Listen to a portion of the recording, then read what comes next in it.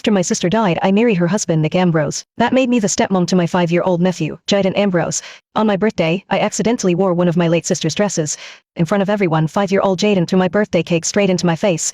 He looked down at me, covered in frosting with the same cold, emotional stare as his father. "Don't think you can replace my mom just because you married into the Ambrose family," he sneered. "You gold-digging tramp." Then his voice dropped into something darker, hateful. "I wish it had been you who died. Then we'd be lighting candles for your memorial, not your damn birthday. I swear when I grow up, the first thing I'm doing is kicking you out of this house." The cake, overly sweet with extra frosting, slid toward the corner of my mouth, but all I tasted was bitterness. I stared at the little boy I had raised with my own hands and, strangely, I just felt done. If a child doesn't love you, maybe it's time to let go. But after I left, both Nick and Jaden came crawling back, full of regret, begging me to forgive them. "Arya, are you sure about divorcing Nick?"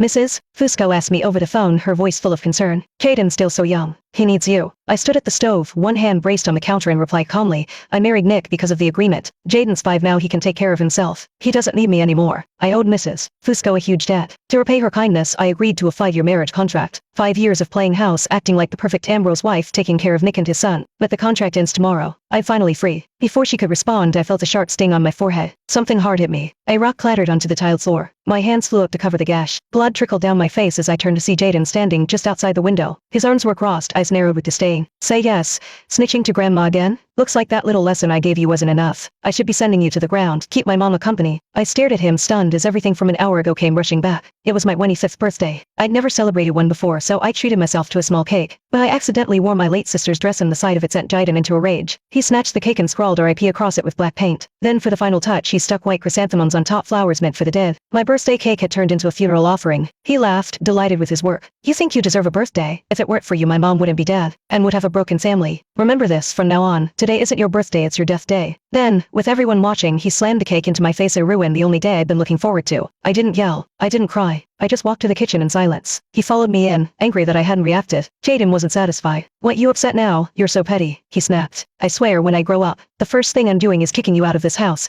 I looked at him, this child I poured 5 years of love and energy into, and felt my heart sink. I was so tired. "You won't need to," I told him quietly. "I'm leaving this house tomorrow." Then I walked out and went to the living room to clean up the wound on my forehead. I was bandaging my bleeding forehead when I heard the shattering of glass from upstairs.